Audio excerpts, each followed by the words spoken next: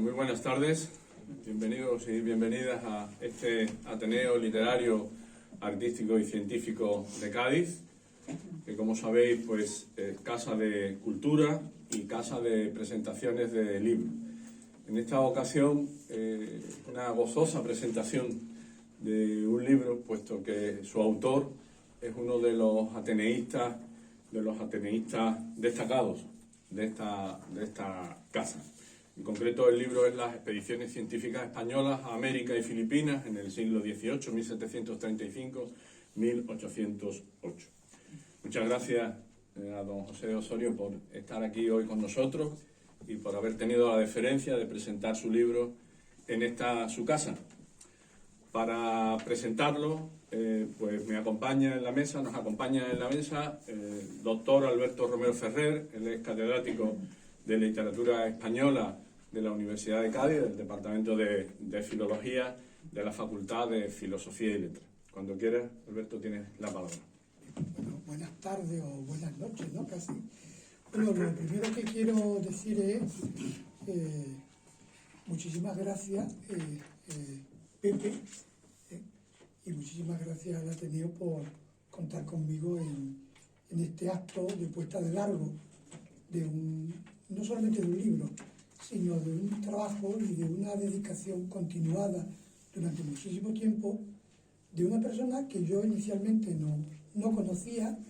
Cuando llamó al despacho para proponerme dirigir su trayectoria dentro del doctorado, porque claro, el libro que tienen ustedes entre manos, el trabajo que tienen ustedes entre manos, no es en principio un trabajo de literatura española, que es mi campo de especialidad, ¿no? Lo que sí es cierto que por distintos motivos, bueno, pues yo me he dedicado a la literatura y al teatro y a la diversión y al ambiente cultural del Cádiz de finales del siglo XVIII y principios del siglo XIX, de la Ilustración al Romanticismo. En esta casa creo que he dado alguna otra charla sobre eso, ¿no? Que es el periodo que es la Edad de Plata o la Edad de Oro de la cultura gaditana. Siempre que se habla de la historia de Cádiz, ese periodo de entre siglos se coloca, ¿no?, en primer lugar. Y es cierto que a veces se convierte en un tópico en donde al que constantemente aludimos, ¿no?, con un discurso a veces un poco repetitivo. El trabajo que tienen ustedes aquí responde precisamente a demostrar una pequeña muestra de esa riqueza cultural, de esa riqueza científica que encuadra el Cádiz de la Ilustración al Romanticismo. Por tanto, lo que encontramos aquí es una prueba práctica de ese marco histórico que desde el punto de vista teórico todos tenemos asumido. Bueno, pues aquí tenemos una muestra bastante documentada, exhaustivamente documentada, al detalle, en fecha, en archivos, en localizaciones, con un discurso extraordinario. Entonces fue eso y la emoción que me transmitió esta persona, que yo en principio no conocía, insisto, el alumno José Osorio, pues fue lo que me dijo, bueno, pues vamos a embarcarnos, nunca mejor dicho, en esta aventura, porque sí es cierto que una parte de la literatura, de la ilustración, es literatura de corte científico, es literatura de viaje, es literatura que describe las expediciones más literarias, otras menos literarias, y entonces en ese sentido, bueno, pues me fui yo también aprendiendo. Yo hice también ese doctorado como alumno, aprendiendo de una persona que cada vez era más maestro, que es el caso del ya cada vez menos alumno Osorio y más profesor José Osorio y alumno Alberto Romero. Entonces yo por tanto, la labor mía aquí ha sido una labor muy técnica, una labor muy, no voy a decir circunstancial, pero sí una labor de encuadrar una bibliografía, de orientar algunos aspectos, porque José Osorio tenía muy claro lo que quería hacer, sabía cómo lo tenía que hacer, sabía cuáles eran las dificultades y estaba completamente convencido y eso lo noté yo desde el primer momento, que esas dificultades las iba a superar. Por tanto, esa primera impresión tan positiva, después, poco a poco, al poco tiempo, al mes de haber hablado con él, ya me encontré con un primer escrito, ¿no? Cuando un alumno viene a hacer la tesis doctoral, bueno, viene muy entusiasta, pero tarda un cierto tiempo en empezar a poner parte de ese resultado. No, el trabajo había empezado antes, y eso lo fui yo descubriendo después, cuando vi, de una manera completamente asombrosa, cómo un profesional que no era del ámbito de las artes y humanidades, aunque había cursado historia, y después hizo un máster, el máster de estudios hispánicos y después el doctorado, me di cuenta, bueno, que esa capacidad de trabajo iba aumentando, iba increciendo, como en el bolero de Ravel, ¿no? Era un trabajo que además no tuvimos que cortar en ningún momento la cronología, porque, eso sí, yo le digo, Pepe, me vas a permitir un poco este tono un poco más coloquial, porque estamos aquí, yo creo que entre amigos y con familiares, digo, el trabajo es muy ambicioso, el trabajo es complicado, porque es un trabajo que, a pesar de la bibliografía, internet y todos los nuevos medios, es un trabajo que implica hincar codos en archivos y en bibliotecas, y Pepe en un momento dice, no, eso ya lo sé yo, pero no te preocupes, Alberto, porque me voy a pasar tanto tiempo en el archivo de India, tanto tiempo, y efectivamente fue así, el trabajo se cumplió en plazo y en tiempo de una manera para mí completamente asombrosa, y un trabajo que cuando ustedes nada más que vean el índice se van a asustar, porque cada capítulo de lo que tienen ustedes ahí es una tesis doctoral. Por tanto, esa ambición inicial, que podía parecer un ejercicio de ingenuidad, en su caso era un ejercicio que respondía a la capacidad realista que tiene José Osorio Zájara para el trabajo. Mucho más meritorio viniendo de una persona que procede de un ámbito profesional, en principio, completamente distinto. Yo siempre lo pongo como ejemplo para mis alumnos, no solamente de doctorado y de máster, sino también para mis alumnos de grado, ¿no? Mi manera de evaluar es hacer un trabajo, y todos son problemas. Entonces digo, bueno, cualquier día os voy a traer aquí a clase a una persona que podría ser perfectamente vuestro padre, incluso yo creo que vuestro abuelo, que os puede dejar, y lo digo en un sentido completamente meritorio, os va a dar una lección maravillosa de cómo enfrentarse a un trabajo de investigación de verdad, es un trabajo que requiere la cultura marinera, de la cultura de la Armada, de los colegios de cirugía, el origen de la universidad, en fin, todo lo que era, todo ese emporio, ¿no? Esa especie de emporio del orbe que es el Cádiz del 18. Y por mi parte, bueno, yo darte una vez más la enhorabuena, te estoy eternamente agradecido que contara conmigo, y mira que yo al principio era un poco escéptico por eso, porque yo no lo conocía, no sabía quién era, pero al mes y medio de empezar a trabajar con él, me di cuenta que para mí dirigir esta tesis doctoral iba a ser muy fácil, porque absolutamente todo el trabajo lo ha hecho él. Y si hay algún defecto o algún pequeño, es responsabilidad mía, ¿no? Que lo mismo no he sabido estar a la altura de una investigación de la calidad, ¿no? O de la talla humana de Pepe Osorio. Muchas gracias, Pepe.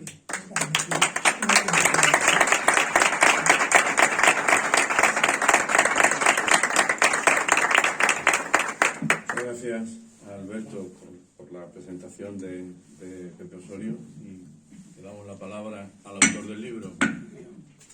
Con la venia, señor presidente, quería agradecerle en primer lugar a Alberto Romero, catedrático de la universidad, por su constante ayuda para que este libro también haya salido como ha salido. Para mí es una joya el libro, como él bien ha dicho. Le agradezco el prólogo que me ha hecho en el libro, un prólogo precioso, y le agradezco todo el apoyo que me ha dedicado. Dicho esto, lógicamente voy a hablar del libro también. Yo quería hacer primero un repaso del binomio trabajo-estudio, que en mi vida ha sido una constante desde que soy muy joven. Entonces, yo algunas veces, coloquialmente, he dicho, y lo digo dentro de mi familia, en mi ámbito, no digo, yo no he tenido nunca vacaciones. Y no he tenido nunca vacaciones porque trabajar y estudiar me llevaba a que los veranos eran para recuperar asignaturas pendientes que me habían quedado.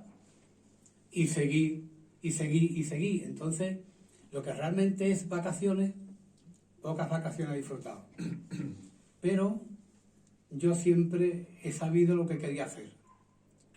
Y entonces, mi madre con 6 años me llevó al colegio, un colegio público, que paradójicamente es el colegio donde se fundó el Ateneo Gaditano, la Casa de la Camorra, un colegio precioso en que yo fui muy feliz, y mis hermanos también estuvieron en ese colegio.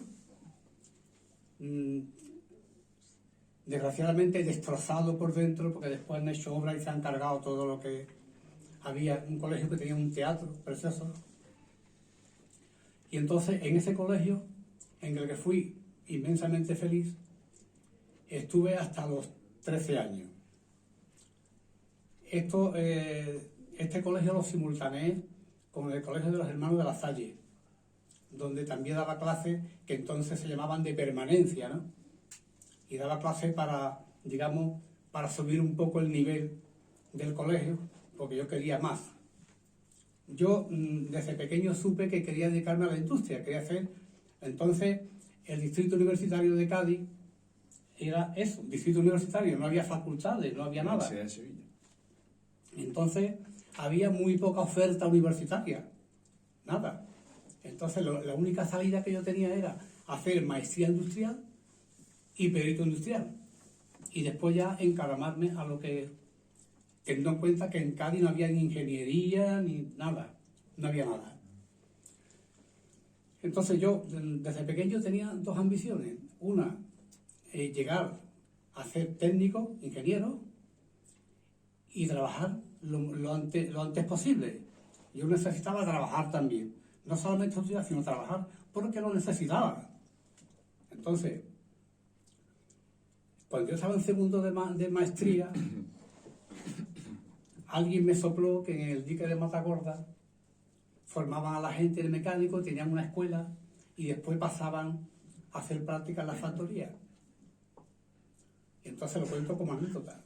Yo tenía 15 años y tenía pantalón corto. Me levanté una mañana a las 6 de la mañana, me metí en el vapor del dique y me fui al dique a buscar esa escuela, a buscar dónde podía yo formarme allí y trabajar también. Cuando yo me metí en el vapor y tantísimos obreros como había me vieron a mí, un chavalín, pues yo parecía más chico de lo que era, porque tampoco soy muy alto. Entonces, todo el mundo me miraba. Cuando yo salía allí a aquellas planadas de grúa, de chapa, de hierro, le pregunté a un trabajador, ¿dónde está la oficina de personal por aquí? Entonces, ¿no está allí enfrente? ¿Está allí lejos? ¿Usted me puede llevar allí? Me acompañaron y estaba cerrada, todavía el personal oficial no había entrado. Me senté allí en unos escalones a esperar que llegara alguien. Y cuando llegó el que tiene que llegar, dije, mire, que me han hablado de usted se llama Enrique de los Molinos. Dice, sí. Digo, es que yo conozco al director del colegio donde yo he estado, que me dijo que aquí había una escuela para enseñar a la gente a mecánico y hacer práctica y tal. Dice, pero tú no tienes 18 años, ¿no? Digo, no, yo tengo 15. Dice, ¿tú qué estás haciendo? Digo, estoy haciendo medicina industrial. Dice, pues tiene que seguir haciendo medicina industrial y cuando termine, viene que yo te coloco aquí. Pero ahora no te puedo hacer nada. Dice, ¿tú qué vienes? ¿De Puerto Real? Digo, no, yo vengo de Cádiz. ¿Y tú te has montado en el vapor del dique? Digo, yo me he montado en el vapor del dique. Dice, bueno, pues anda, vete para tu casa otra vez y ven cuando cumpla los 18 años. Esa es una anécdota del atrevimiento y del afán que yo tenía por conseguir lo que yo quería. Yo quería ir más rápido de lo que tenía que ir. Entonces terminé mi estudio de maestría y, paradójicamente, con 17 años, el mismo mes que cumplí los 17 años, salí a una plaza en Tabacalera para formarme como mecánico y esa fue mi empresa para toda la vida, porque he estado 45 años allí. Empecé desde abajo, como el botón que entra en el banco. Empecé desde abajo hasta llegar a ser el director de la fábrica. Desde abajo hasta arriba. Y eso no más que se logra con cuatro palabras, que es lo que yo he hecho toda mi vida. Aplicar 4 palabras. Una vez que sabe lo que quiere, ilusión, perseverancia, humildad y generosidad. No hay éxito sin sacrificio. No lo hay. El que quiera llegar se tiene que sacrificar. Tiene que poner toda la carne en el asador. Y sobre todo, ilusión, perseverancia, humildad y generosidad. Conozco a algunas personas que reúnen esas condiciones. No muchas, pero las hay. Y dicho todo eso, que he hecho un pequeño repaso a mi vida de trabajo y de estudio, voy a hablar un poco del libro. El libro está estructurado en 6 capítulos. Bueno, no hace falta que... En 6 capítulos. Y empiezo siempre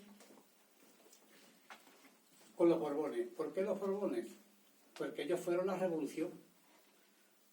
Se acabaron los Austrias en 1700 con la muerte de Carlos II, el hechizado. Entró Felipe V, que tuvo que estar hasta 1713 guerreando con el otro contrincante que quería el trono de España. Y a partir de ahí empezó ya a establecer, digamos, un poco la academia, a crear, digamos, instituciones de ciencia, a crear, como se creó en 1717, la Escuela de Guardiamarinas, la escuela de ingenieros del ejército, y así empezaron a crearse instituciones. Yo suelo decir siempre, y lo dijo también ante Alberto, que Cádiz no solamente fue, digamos, en el siglo XVIII, lo más por el comercio con las Indias, y una ciudad comercial y cosmopolita, sino que también empezó en Cádiz el siglo de la ciencia.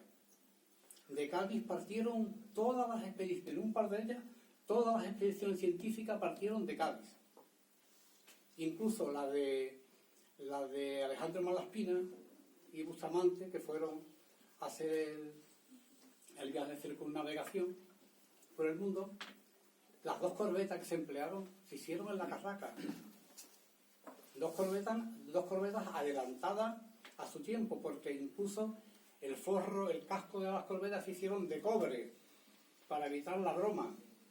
La broma es una especie de molusco que perfora la madera, y entonces empezaron a hacerse los cascos de los barcos de cobre.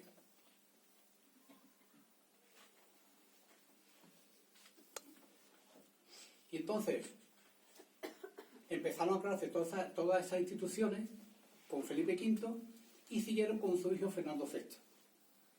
Con Felipe V se empieza, digamos, la primera expedición, que es la que va al Ecuador a medir un arco de meridiano, y esto empezó porque los astrónomos franceses tenían un litigio por cómo era, digamos, la forma de la Tierra. Y entonces, para calcular la esfericidad de la Tierra, se creó una comisión que una parte viajó a la Laponia y otra al Ecuador. Entonces, la del Ecuador tienen que pedirle permiso al rey Felipe V, porque eran los dominios de la corona española. Entonces, puso como condición Felipe V que 2 marinos españoles de la Armada fueran en esa expedición. Fueron Jorge Juan y Antonio de Ulloa, que hicieron un papel fantástico porque eran dos marinos ilustres al máximo. Antonio de Ulloa era naturalista, que fue también el que describió todas las expediciones, el que hizo toda la literatura y redactó las expediciones, y Jorge Juan fue matemático y astrónomo. Entonces formaron un dúo fantástico los dos. Ellos partieron de Cádiz el 26 de mayo de 1735 y regresaron en 1744. Estuvieron 9 años. Pero no estuvieron 9 años solamente en el Ecuador calculando el arco de meridiano, sino que estuvieron haciendo, digamos, labores de reforzamiento de los fortines españoles que había en Cartagena de India, porque el asedio inglés estaba a cada momento allí queriendo, de hecho invadieron Cartagena de India, y entonces Jorge Juan y Antonio de Ulloa tuvieron, digamos, una labor grande de adiestramiento de todos los fortines y todas las fortalezas de América, de Colombia, de Cartagena de India, de la América Meridional, para aclararnos. Salieron en dos fragatas que partieron de Cádiz. En una iba Antonio de Ulloa y en el otro iba Jorge Juan. Esta expedición, además de las labores científicas, que fueron muchísimas, hicieron también una labor, digamos, de espía. Podemos decir que Jorge Juan y Antonio de Ulloa fueron los primeros espías del siglo XVIII, porque Patiño, que era el intendente general de Marina, les encargó: oye, quiero que me traiga un informe de cómo están allí las audiencias, los corregidores, no sé cuántos, y trajeron un informe incluso hablando de los jesuitas, de la labor de los jesuitas también. Entonces, o sea que estuvieron 9 años, pero 9 años muy fructíferos porque hicieron una labor de espionaje también. Hicieron unos informes tremendos. Después la segunda expedición, digamos que es un bloque de 3 expediciones. Y son las comisiones demarcadoras de límite. ¿Qué son las comisiones demarcadoras? Pues cuando Fernando VI se casa con Bárbara de Braganza, la portuguesa, digamos, se ponen de acuerdo el rey de Portugal con el rey de España para delimitar los territorios que eran los que eran de España y los que eran de Brasil. Pero figúrense ustedes, América del Sur entera, desde abajo hasta el norte, hasta arriba, miles y miles de kilómetros, para delimitar la línea fronteriza entre Brasil y España, o de la corona española, ¿no? Y entonces, ahí fueron 3 expediciones. Una fue la Comisión del Sur, que esta tuvo consecuencia con las 7 reducciones jesuíticas, que quisieron cambiarla por la colonia del Sacramento, porque había un contrabando tremendo y España estaba perdiendo por ahí muchas exportaciones. Y entonces dijeron: oye, hay que cambiar esto, vamos a darle los 7 pueblos a los portugueses y nosotros nos quedamos con la colonia del Sacramento. Se formó una batalla con los guaraníes, y bueno, que duró, fue entre 1754 y 1756. Cuando llegó Carlos III, se cargó esta expedición, porque por el descontento que había, y otra vez los pueblos jesuitas volvieron a su sitio, otra vez. Hay otra expedición más, que es la del Orinoco, que fue la más grande de todas las expediciones del límite, porque esta movió como unas 1000 personas. En principio fueron como unas 300 en 2 embarcaciones, y después fueron llevando tropas allí, porque claro, la línea divisoria era tremenda. Y estos, al contrario de la expedición del sur, que entraron por abajo, estos entraron por arriba, por Cumaná, y fueron bajando el río Amazonas, el Orinoco, el río Negro, y entonces fueron creando pueblos, creando pueblos. Esos pueblos necesitaban gente también, gente que custodiara lo que se quedaba por detrás. Y también fue una expedición grandísima. Esta expedición fue de 1754 a 1761. Tenía 4 comisarios, o sea, fíjate cómo la expedición, 4 comisarios que se encargaron de 4 partidas distintas, que bajaron desde arriba hasta abajo por toda América del Sur. Y después la otra expedición es la América Meridional, que se hizo también por la parte del sur, que la hizo un predecesor de Darwin, que fue Félix de Azara. Félix de Azara hizo un estudio de los cuadrúpedos, los reptiles, porque cuando fueron a hacer, digamos, los estudios fronterizos para delimitar la frontera, los portugueses no aparecían. Y así pasó a lo largo de las expediciones. Los portugueses no les interesaban delimitar la frontera ni nada, lo que les interesaba era entrar y salir cuando querían a la parte española, porque se llevaban a los indígenas para trabajar en las minas de Mato Grosso. Y entonces no les interesaba formalizar frontera ni nada, entonces no aparecía. Entonces Félix de Azara se dedicó a investigar. Hizo un estudio tremendo sobre los cuadrúpedos y los reptiles en América Meridional. Todavía no se ha estudiado bien todo lo que Félix de Azara hizo en América del Sur. Es todavía para una tesis doctoral también, como decía Alberto antes, cada cosa de esta daría para una tesis doctoral. Y estas son las 3 expediciones, digamos, que fueron de comisiones delimitadoras de frontera, que hicieron su trabajo, lógicamente, pero que aprovecharon los españoles para cartografiar todo el territorio, estudiar la fauna, la flora, o sea que se convirtieron en expediciones científicas más que comisiones demarcadoras de límites. Después tenemos 3 expediciones botánicas, que es el capítulo 3, que una es la botánica al Perú y Chile, también una gran expedición. Entiendan ustedes que en el siglo XVIII la medicina estaba, digamos, alimentada por las plantas, la botánica. La botánica era quien alimentaba la medicina.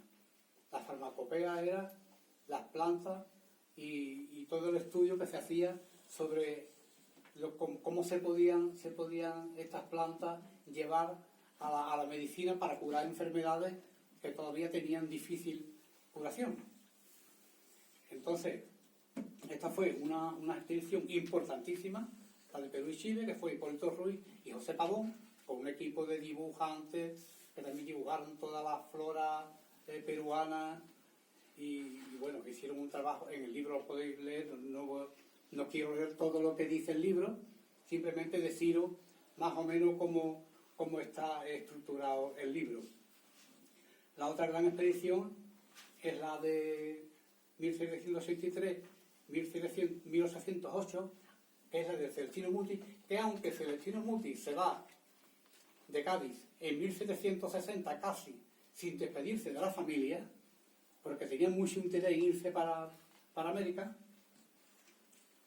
hasta 1783 no le concede Carlos III la expedición al reino de Nueva Granada. Entonces, mientras estuvo negociando con Minas, tuvo Minas, fue propietario de Minas, descubrió el árbol de la canela, o sea, hizo no me acuerdo la otra cosa que hizo, la quina, descubrió la quina, importantísima en medicina, la descubrió él también, y comerció con la quina, ganó muchísimo dinero con la quina y con las minas, hasta que desde 1760 a 1763 estuvo 20 y tantos años, digamos, haciéndole al rey lo que se llama las representaciones, que eran, digamos, las cartas y las peticiones que le hacía el rey, pidiéndole por favor la expedición, que liberara un presupuesto para la expedición a Nueva Granada. Y eso se llama las representaciones. Todo terminó la expedición de Muti, que hizo, bueno, en el archivo del botánico se llama el Jardín Botánico de Madrid, perdón, no me sale la palabra jardín. En el Jardín Botánico de Madrid hay miles y miles de láminas hechas a todo color, con todo tipo de detalle de todas las plantas, cajas y cajas tremendas. Bueno, y todavía hay muchas cosas que no se han puesto al día de todo lo que vino de allí de América. Menos mal que el sobrino Sinforoso, que fue el que siguió, digamos, la estela de su tío, mandó para España toda esa documentación que está en el Jardín Botánico de Madrid. Celestino Muti también digamos, instauró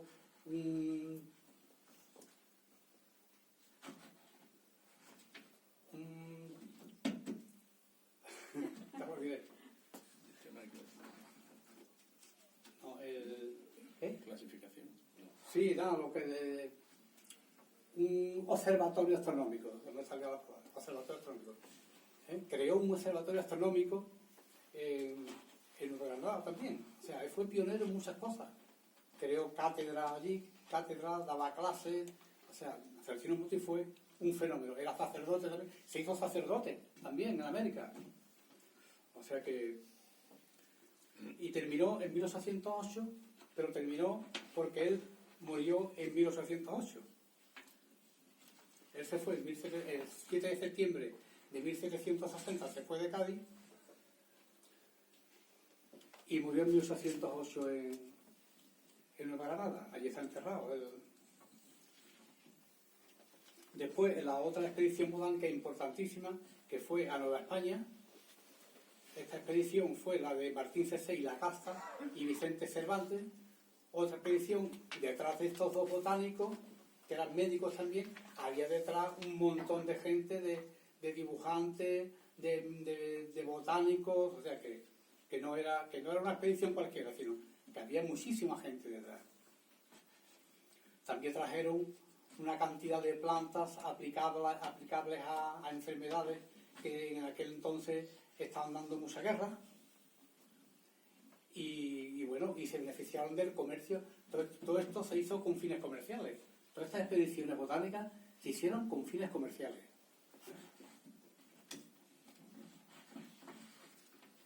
En el capítulo quinto tenemos una expedición que se hizo ya en tiempo de Carlos IV y con el visto bueno de Godoy, que era duque de Alcudia, y fue una expedición en busca de gemas, de minerales y conchas para, digamos, enriquecer el Museo de Historia Natural de Madrid, que está en el Paso del Prado. Estaba en aquel entonces en el Paso del Prado. Y para enriquecerlo contrataron a dos alemanes, los hermanos Heuland, Cristiano y Conrad. Lo contrataron para que fueran a... Y esto lo hicieron entre 1795 y 1800. Una expedición también, digamos, trajeron muchísimos minerales, de cuarzo, trajeron también muchas gemas, piedras preciosas, y hicieron de... No sé si se escucha bien. Sí, Hicieron del museo una sala perfectamente con todo este tipo de piedras y de minerales y de gemas que trajeron. Después tenemos otra expedición que no le he pasado, que es la expedición Malaspina, que se fueron dos corbetas también a hacer la circunnavegación del globo, que también hicieron una labor tremenda de cartografía. Esa fue una expedición más que nada para cartografiar toda la parte, digamos, de América, toda la parte, y bueno, iban en busca del paso del estrecho, para comunicar el Pacífico con... Lo que pasa es que fueron en meses que estaba todo helado, con hielo, y no pudieron pasar. Pero cartografiaron toda la zona. En esta expedición murió un científico español, Antonio Pereda, murió en esta expedición, que era un botánico excelente. En la expedición del Orinoco también murió otro botánico que era alumno de Carl Linneo, que fue Peter Lorsling. que murió con 27 años de una fiebre en el Orinoco. Bueno, la nómina de gente que fallecieron en estas expediciones fue tremenda, también.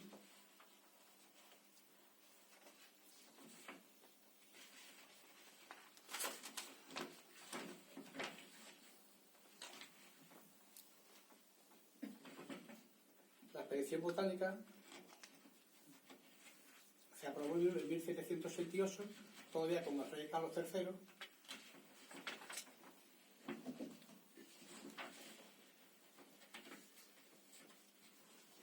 y estuvo comandada por José Bustamante y Alejandro Malaspina. Alejandro Malaspina sabéis que era italiano, de la región de Mulazzo, que vino a España, estuvo en la Academia de Guardia Marina y se hizo Guardia Marina aquí en Cádiz, en la Escuela de Guardia Marina de Cádiz.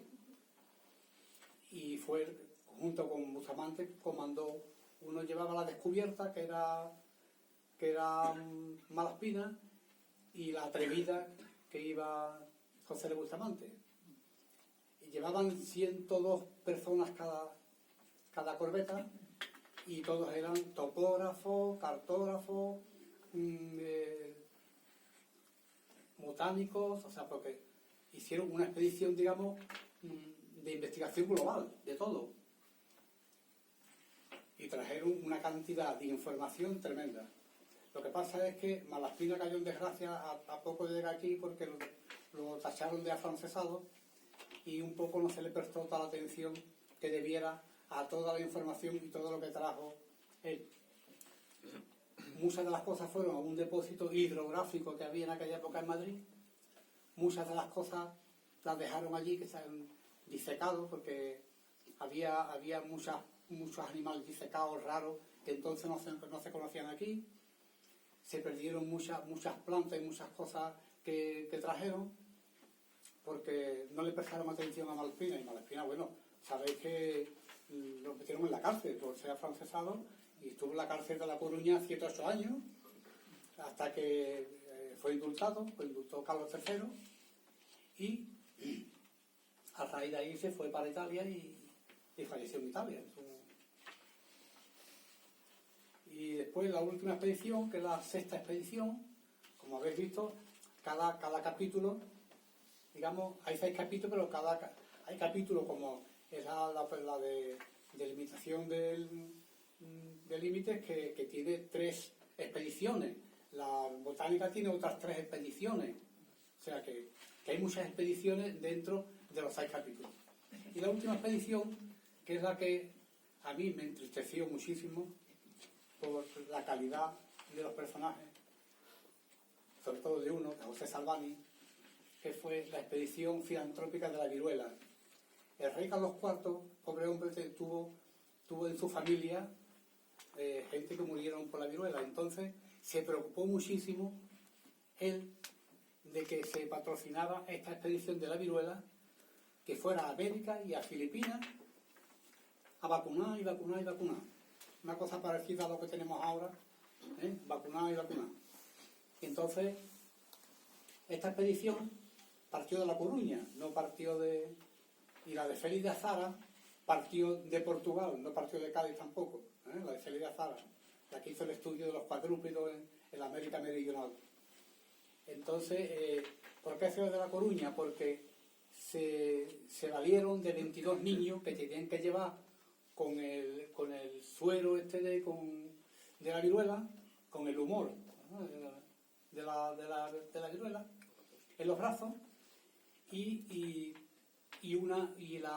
digamos, la jefa de los niños, que era la que llevaba, digamos, la enfermera general, ¿no?, del hospital, ¿no?, de La Coruña, de un reformatorio, lo que había, y entonces cogieron a los 22 niños con la enfermera esta, que es Isabel Sendal, y dijeron, pues nada, pues con esta gente vamos a la expedición. Entonces contrataron una fragata, la María Pita, que partió de la Coruña con fecha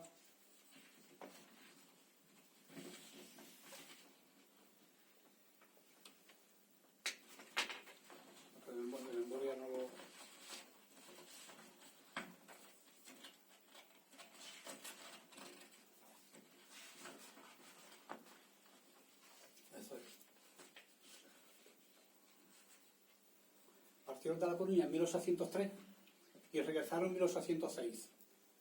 Pero llevaban un equipo de ATS, ¿no? En aquella época practicantes, ¿no? Ayudantes, y 2 médicos. Balmis, que es digamos el que se ha llevado todos los laureles, todas las medallas. Pero Salvani, que era el otro médico, este pobre que estaba enfermo, pero tenía un amor propio tremendo. Cuando Balmis se separa la expedición, se va a Filipinas y él se queda en América, recorre toda la América de abajo hasta arriba vacunando y muere en Cochabamba. Muere en Cochabamba un 10 de julio de 1810. Murió en Cochabamba. Tuberculoso, porque estaba enfermo y tenía constantemente vómitos y apenas podía, pero con ese amor propio que tuvo, llegó hasta la última hora, hasta que murió vacunando prácticamente. José Salvani. Salvani era catalán, estudió en la Universidad de Cervera, se hizo médico y digamos que ha sido el que se ha llevado, digamos, la peor parte, ¿no? Porque pidió constantemente quedarse en América, que le dieran un puesto, estuvo pidiendo un puesto que le dieran un puesto de médico, que le dieran un puesto de no sé qué, pidiendo al rey, no le dieron nada y se murió prácticamente en la indigencia. Está enterrado en la iglesia de San Francisco de Cochabamba. Lo enterraron los franciscanos. Murió el 21 de julio de 1810.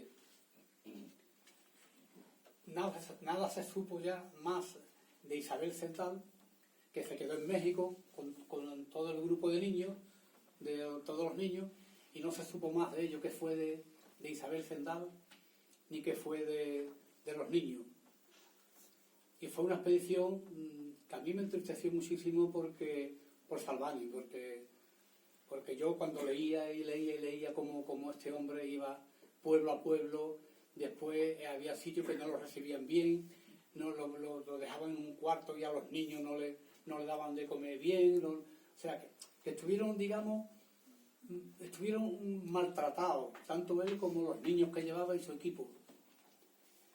Pero bueno, queda la labor que hicieron, porque era un buen cristiano, José Salvani, y de creencia religiosa muy arraigada, igual que también Balmis, pero Salvani para mí fue un hombre, un apóstol, lo que hizo Salvani.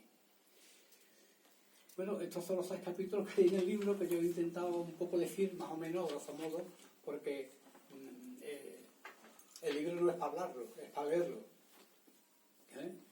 Y el libro, al fondo del salón está el editor. El libro, el editor lo va a poner hoy con un descuento de un tanto por ciento, lo va a poner, no sé, de un 10%. Un 10% le va a hacer al autor que compre el libro, que los vende el editor, no los vendo yo no vendo nada. Yo he hecho que me publique el libro, pero ya está. Este libro es, como yo decía antes, el colofón a una vida mía entregada al estudio y al trabajo. Que no me arrepiento de nada, porque he hecho lo que yo quería hacer. Cuando yo supe lo que quería hacer, lo único que tuve que hacer es tener ilusión, tener perseverancia, tener humildad y ser generoso. Eso ha sido mi humilde vida, no hay otra. Muchas gracias a todos.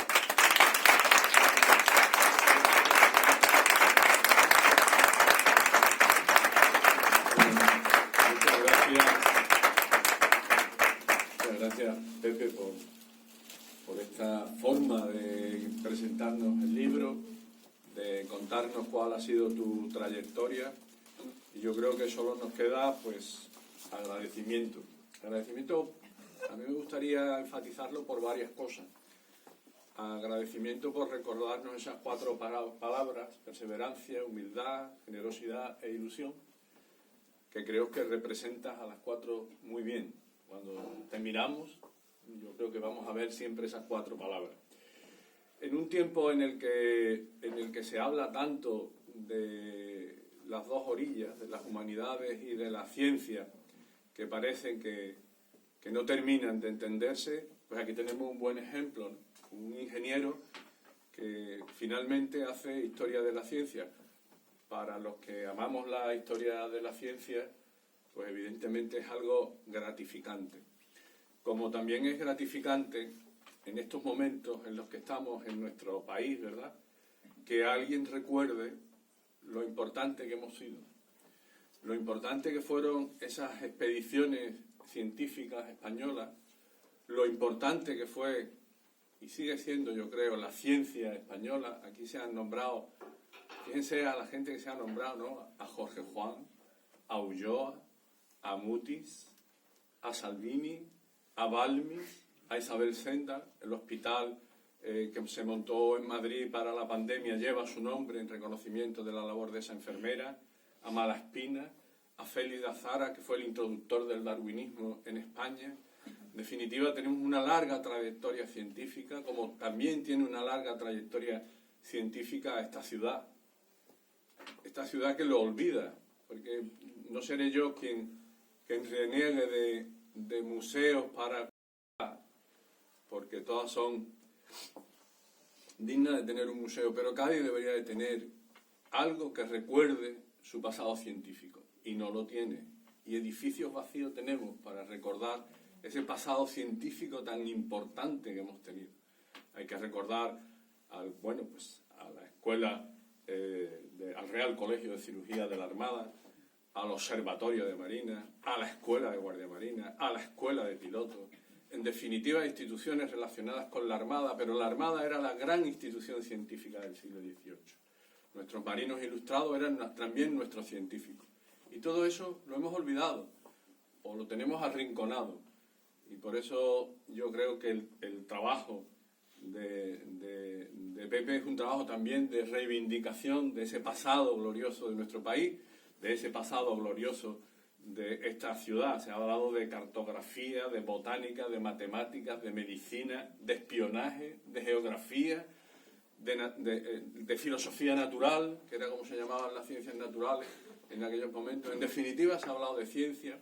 Este Ateneo también es científico, y creo que el libro es importante por muchas cosas, pero el libro es importante también por esa reivindicación que hacemos de la ciencia española. Si esas expediciones hubiesen montado los anglosajones, los ingleses las tendríamos en 20.000 películas. Nos las sabríamos de memoria, igual que no sabemos Master and Commander y no sabemos ese tipo de películas. Pero desgraciadamente, pues olvidamos nuestra historia o incluso renegamos de ella.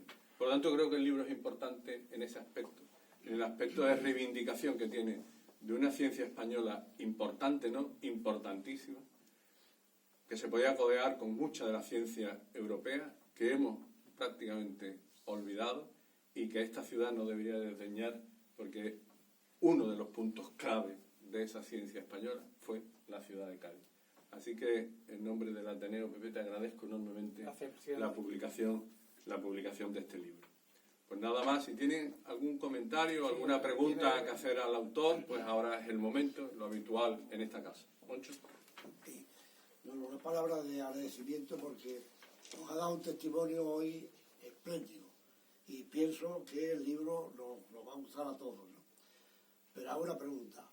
Habla de Filipinas en el texto, en el título de la novela, y yo estaba esperando con gran esperanza que nos contaras también algo de Filipinas. Sí, no, digo Filipinas porque la expedición de Balmis y Salvani fueron a Filipinas, a Macao, parte de la India, o sea, es que fueron a toda esa parte a vacunar. Entonces por eso pongo Filipinas, porque formó parte de la expedición de Salvani y de Balmis. Pero fue por la expedición de la vacuna.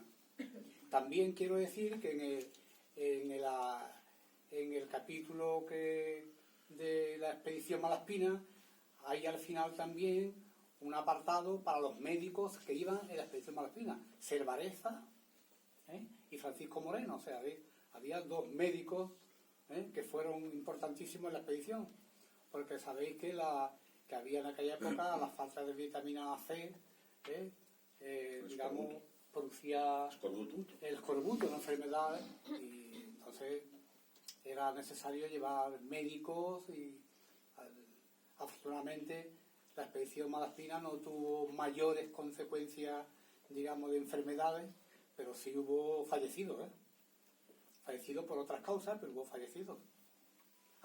Ya lo dije antes, Antonio Pineda, que lo dije antes mal, Antonio Pineda, un gran botánico, insigne botánico, que llevaba otro hermano también en la expedición, botánico como él, falleció en Luzón, en Filipinas, falleció de unas fiebres que cogió y falleció.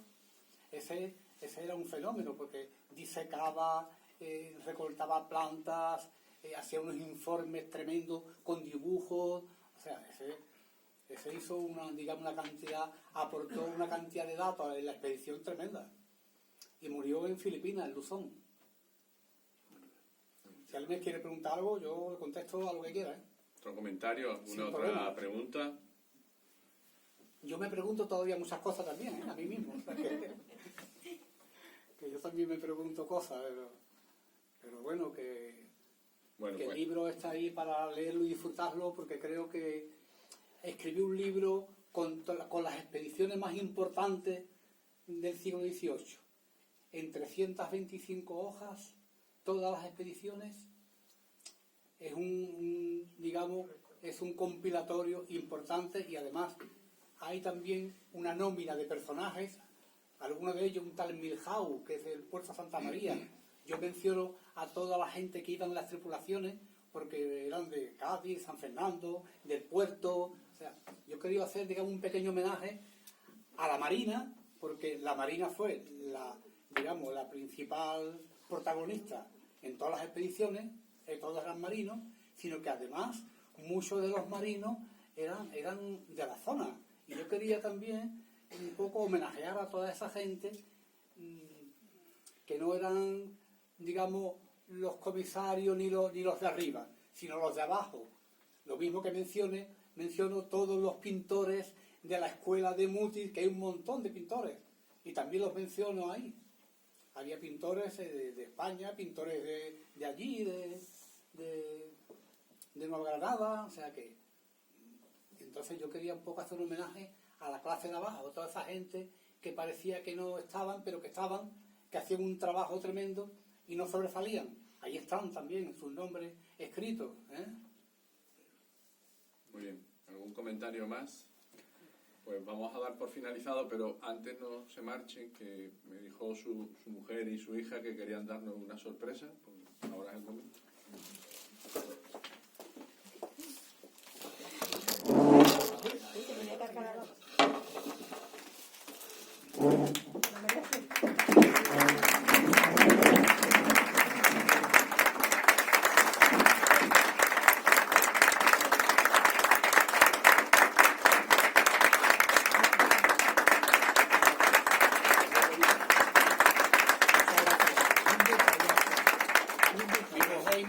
Muchísimo. Bueno, pues damos por terminado el acto. Tienen el libro al fondo. Yo estoy seguro que también él podrá firmar los ejemplares. Así que muchas gracias.